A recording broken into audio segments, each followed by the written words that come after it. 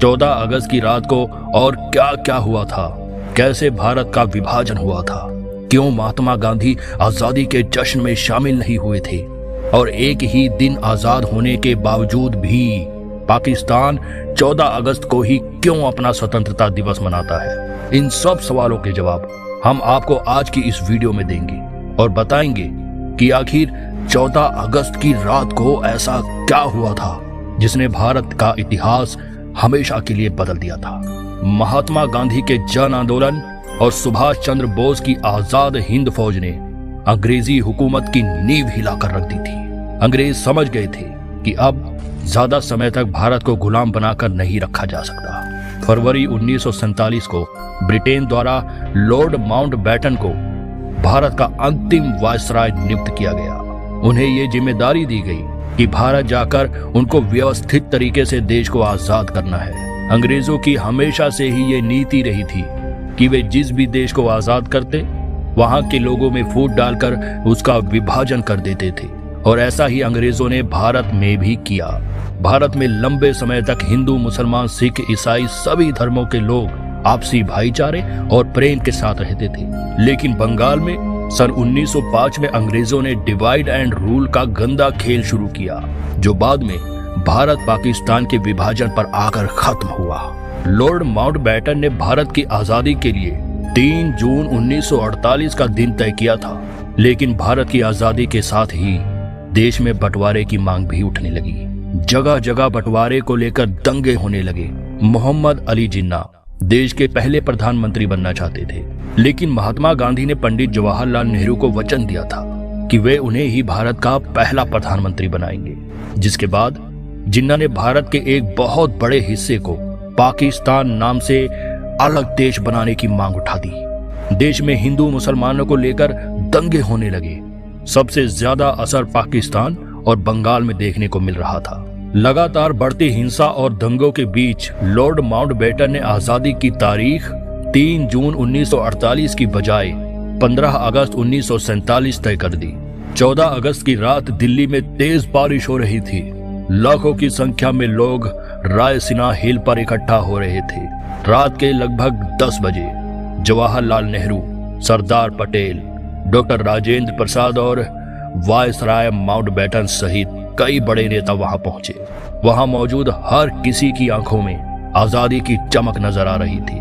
लोग जमकर जश्न मना रहे थे कि इतने लंबे संघर्ष के बाद आखिरकार उन्हें आजादी मिल रही है। रात के 11:11 पर जवाहरलाल नेहरू ने अपना भाषण शुरू किया। उन्होंने कहा, at the stroke of the midnight hour when the world sleeps India will awake to life and freedom. Nehru ji की स्पीच के बाद रात के ठीक 12 बजे शंखनाद के साथ भारत आजाद हुआ। साथ ही पहली बार भारत का तिरंगा शान के साथ लहराया गया।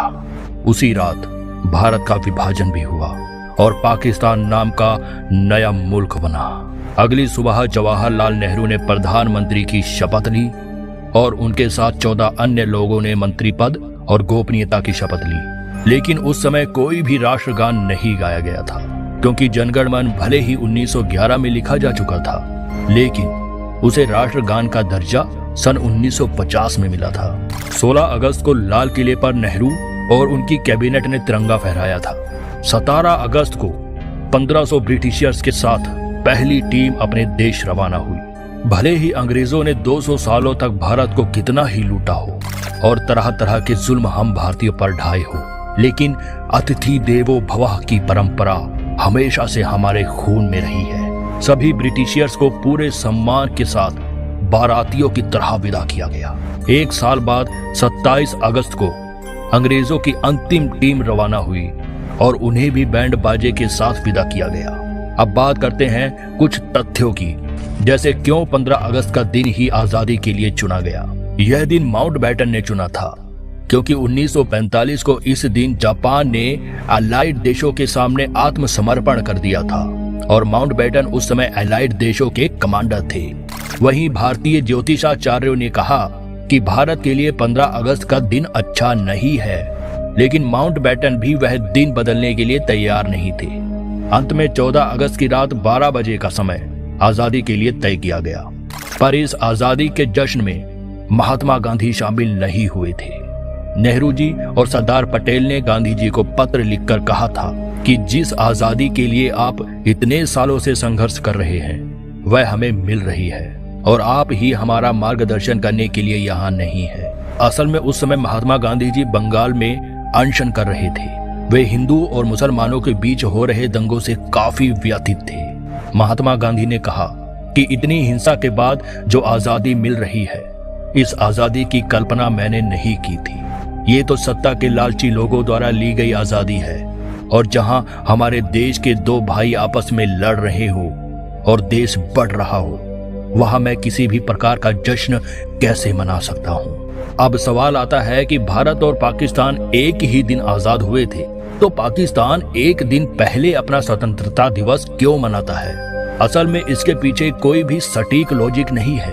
भारत और पाकिस्तान बंटवारे का ऐलान 14 अगस्त की रात 12 बजे हुआ था और दोनों देशों के बीच रेड क्लिफ लाइन 17 अगस्त तक खींची गई थी। पाकिस्तान ने 1948 को भी 15 अगस्त को ही अपनी आजादी की पहली सालगिरह मनाई थी। मोहम्मद अली जिन्ना ने अपने भाषण में भी 15 अगस्त को ही आजादी की बात कही थी, लेकिन कुछ लोगों ने पाकिस्तान के आला अधिकारियों के सामने 14 अगस्त को आजादी का जश्न मनाने का प्रस्ताव पेश किया था। यह प्रस्ताव कौन लाया, इस बारे में कोई नहीं जानता और इस तरह से पाकिस्तान की घड़ी को 24 घंटे पीछे कर दिया गया। वहीं इसकी एक वजह यह भी बताई जाती है कि माउंटबेटन ने 14 अगस्त को ही पाकिस्तान के कराची में लोगों को आजादी की बधाई दे दी थी और भारत में ये समारोह 15 अगस्त की सुबह आयोजित हुआ था।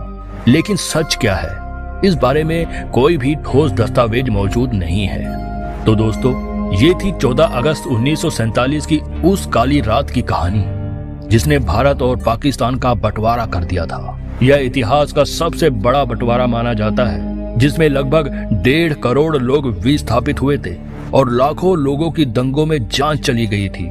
इस दिन जान गंवाने वालों की याद में 14 अगस्त को विभाजन विभीषिका स्मृति दिवस मनाने का ऐलान भी भारत सरकार द्वारा किया गया है।